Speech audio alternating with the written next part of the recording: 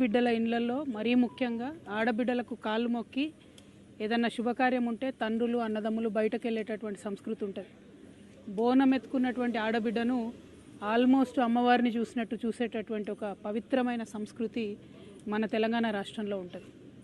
ఇప్పుడిప్పుడే తెలంగాణలో భారతదేశం మొత్తంలో మహిళలు రాజకీయంలో ముందడుగేస్తూ సమస్యలపైన మాట్లాడుతున్నటువంటి సందర్భాన్ని మనం గమనిస్తున్నాం. మహిళలు రాజకీయాల్లోకి వచ్చినటువంటి వారిని చాలా పరుషమైనటువంటి పదజాలంతో ఒక బాధ్యతాయుత పదవిలో ఉన్నటువంటి వ్యక్తులు విమర్శ చేస్తే మరి వాళ్ళు వచ్చేవాళ్ళు కూడా రాకుండా వెనక్కి తగ్గేటటువంటి పరిస్థితి ఉంటుంది. నా ఒక్కదాన్ని ఈరోజు ఎమ్మెల్సీ నవీన్ గారు, చింతపండు నవీన్ అలియాస్ తీన్మార్ మల్లన్న గారు ఎంత దారుణంగా మాట్లాడినరో తెలంగాణ ప్రజలందరూ చూసిండ్రు. అసలు మేము ఆడబిడ్డలు అట్లాంటి మాటలు కనీసం మా నోటితో కూడా ఉచ్చరించేటటువంటి పరిస్థితి కూడా ఉండదు. సిగ్గు అనిపిస్తుంది, నిజంగా బాధ అనిపిస్తుంది. ఎందుకు రావద్దా ఆడపిల్లలు బయటికి రావద్దా? రాజకీయాల్లో ఉండొద్దా? చెయ్యొద్దా రాజకీయం? ఏం మాటలు ఇవి? అంశం మీద మాట్లాడాలనుకుంటే, ఇష్యూ మీద మాట్లాడాలనుకుంటే ఇష్యూ బేస్డ్ మీద మాట్లాడండి. దాదాపు 1.5 year నుండి తెలంగాణ జాగృతి నుండి బీసీ అంశాల్లో మేము అగ్రభాగాన నిలబడి పోరాటం చేస్తున్నాం. నేను ఏ ఒక్కనాడు కూడా తీన్మార్ మల్లన్న గారిని ఒక్క మాట కూడా అనలేదు. నేను అసలు ఆయన నన్ను ఎందుకన్నాడో కూడా నాకు తెలియదు. నన్ను అనాల్సిన సందర్భం ఏందో కూడా నాకు తెలియదు. సరే, ఆయనకి ఏం కోపం ఉందో లేకపోతే ఎవరన్నా ప్రేరేపించిండ్రో ఎందుకన్నారో నాకు తెలియదు. తీన్మార్ మల్లన్న గారిని మాత్రం నేను ఒకటి రిక్వెస్ట్ చేస్తూ ఉన్నా. మీరు బీసీ బిడ్డ కాబట్టి ఏది పడితే అది మాట్లాడితే చెల్లిపోతుందంటే కరెక్ట్ కాదు. గుర్తుపెట్టుకోండి మల్లన్న గారు, తెలంగాణ ప్రజలు ఎక్కువ కాలం పరుష పదజాలాన్ని సహించరు. మీరు ఎటు పడితే అటు మాట్లాడితే చూసుకుంటే ఎవరు ఊరుకోరు. మీరు మాట్లాడిన దానికి డెఫినెట్గా ఆవేశం వచ్చి మా కార్యకర్తలు, మా నాయకులు ప్రజాస్వామ్యబద్ధంగా ప్రొటెస్ట్ చేయడానికి వచ్చారు. అయితే మీరు కాల్పులు జరుపుతారా? సామాన్య ప్రజల మీద కాల్పులు జరిపేంత అంత క్రూరత్వం ఎందుకు? ఏంది ఇది? ఏం వైఖరి ఇది? ఏం వైపరీత్యం ఇది? ఎందుకోసం చేస్తున్నారు ఇట్లా మీరు? అంటే ఒక ఆడబిడ్డను ఎంత మాట పడితే అంత మాట అనేసి ఇది తెలంగాణ పదజాలం గిట్లనే ఉంటుంది గట్లనే ఉంటుంది అని అంటే ఇది మీ టీవీ కాదు, మీరు మేకప్ వేసుకొని వేసే డ్రామా కాదు. ఇది రాజకీయము, ఇది ప్రజాస్వామ్యము. ఇందులో అనేక మంది ప్రజల యొక్క జీవితాలు ముడిపడి ఉన్నాయి. అరే, తెలంగాణ జాగృతి ఎన్నో కార్యక్రమాలు చేసింది. అందులో బీసీ ఉద్యమం ఒక భాగం మాత్రమే. ఇంకా చాలా కార్యక్రమాలు చేస్తాం, ఇంకా బలంగా పోరాటం చేస్తాం. ఎందుకోసం మీకు ఇంత దుగ్ధ? ఎందుకోసం? ఒక ఆడబిడ్డ రోడ్డు మీద నిలబడి ప్రశ్నిస్తే తట్టుకోలేకపోతున్నారా? నాలాంటి వాళ్ళను కోట్లాది మందిని తయారు చేస్తా ఏమనుకుంటున్నారో మీరు? మేము అనుకుంటే, ఆడబిడ్డలు అనుకుంటే కనీసం ఇంట్లోకి వెళ్ళి బయటకు వెళ్ళలేరు. మీరు ఆలోచన చేసుకోవాలి. మల్లన్న గారు, ఎవరి కోసం మాట్లాడుతున్నారు మీరు? నేను ఇవాళ రాష్ట్ర ముఖ్యమంత్రి గారిని కూడా అడుగుతున్నా. ఈ మల్లన్న గారు నిన్న మధ్యాహ్నం ఈ టైంకి ఈ మాట మాట్లాడితే ఇంతవరకు నేను ముఖ్యమంత్రి గారికి ఒక సహచర ఎమ్మెల్సీని ఇంతవరకు కనీసం ముఖ్యమంత్రి గారు మాట్లాడలే. ఆ రోజు వారి కుటుంబ సభ్యుల మీద మాట్లాడితే 2 ఆడపిల్లల్ని, యూట్యూబర్స్ని, జూనియర్ జర్నలిస్టులని పట్టుకపోయి మీరు జైల్లో పెడతారా? ముఖ్యమంత్రి గారు, నేను మిమ్మల్ని డిమాండ్ చేస్తూ ఉన్నా, మీరు తక్షణమే మల్లన్న గారిని అరెస్ట్ చేయకపోతే మల్లన్న గారితో ఈ మాటలు మాట్లాడించింది మీరే అని కూడా తెలంగాణ ఆడబిడ్డలు అందరూ అనుకునేటటువంటి పరిస్థితి వస్తుంది.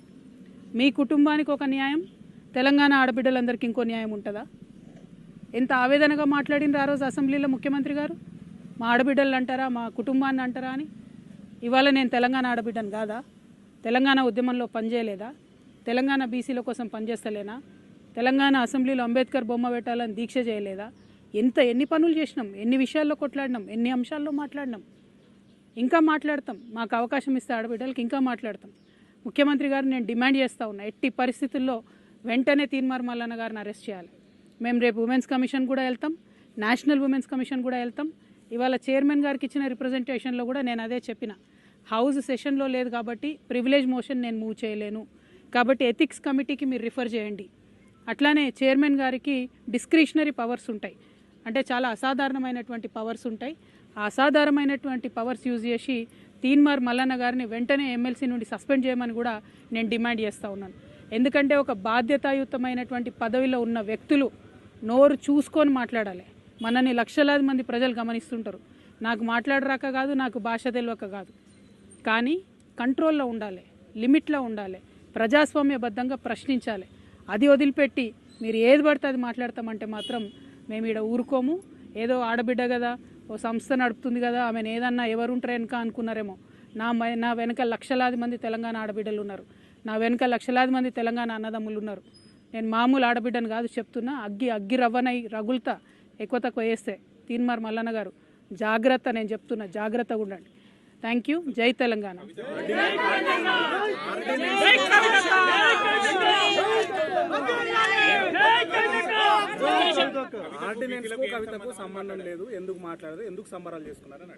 నేనేమంటున్నా తీన్మార్ మల్లన్న గారు బీసీ ఉద్యమానికి సంబంధించి నన్నెందుకు ప్రశ్నిస్తున్నారు? అసలు నేను ఇచ్చేదాన్న ఆర్డినెన్స్ తెచ్చేదాన్ని. నేను మీలాగానే ఉద్యమం చేస్తున్నా, ఆయన ఉద్యమం చేస్తున్నారు. అసలు నేను ఆయన ఎప్పుడన్నా ఏమన్నా అన్నానా? ఆయన అంతటా ఆయన వచ్చి నా మీద ఎందుకు మాట్లాడుతున్నారు? అంటే నాకు వ్యతిరేకులు ఎవరు ఆయనను ప్రేరేపిస్తున్నారా? అది ముఖ్యమంత్రి గారు ప్రేరేపిస్తున్నారా? ఎవరు ప్రేరేపిస్తున్నారు మరి? ఎందుకంటే ఈయన మాట్లాడి 24 గంటలు అయిపోతే ప్రభుత్వం కనీసం చర్య తీసుకోలే. మీ మీద ఒక ట్వీట్ పెడితే రాత్రికి రాత్రి చిన్నపిల్లల్ని ఎత్తుకపోయి జైల్లో పెడుతున్నారే. మీ మీద ఒక ఫేస్బుక్లో కమెంట్ పెడితే ముఖ్యమంత్రి గారు ప్రత్యేక బృందాలను పెట్టి వెతికి మరీ అరెస్ట్ చేస్తున్నారే. ఒక ఎమ్మెల్సీని, ఒక ఆడబిడ్డని. ఇదేనా మీరు తెలంగాణ ఆడబిడ్డలకు ఇచ్చే రక్షణ?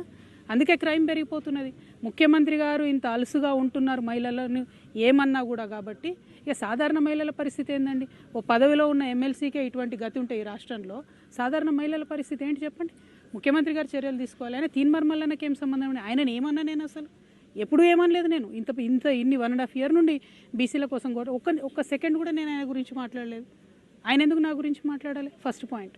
సెకండ్ పాయింట్, ముఖ్యమంత్రి గారు మాత్రం చూసి చూడనట్టుగా ఈ వ్యవహారంలో ఊరుకుంటే తెలంగాణ ఆడబిడ్డలందరం కూడా ఇది మాకు అవమానంగానే భావిస్తాం. కానీ నేను ఇంకా బలంగా సమస్యల మీద కొట్లాడుతూనే ఉంటా. వెనక్కి తగ్గే క్వశ్చనే లేదు. మిమ్మల్ని మాత్రం నేను ఇవాళ కోరేది ఒకటే, ఆడబిడ్డల్ని గౌరవించడం నేర్చుకోండి. ఇలా బోనాలు, మాంకాలమ్మ బోనాలు, పొద్దున్న లేచి నేను బోనాలకు పోయేది ఉండే, అది బంద్ పెట్టుకొని ఇదే దుకాణం నడుస్తుంది పొద్దున్న నుంచి. ఎందుకు ఇవన్నీ? నేను ఒకటేనండి, ప్రజా సమస్యలు ఎవరన్నా మాట్లాడవచ్చు.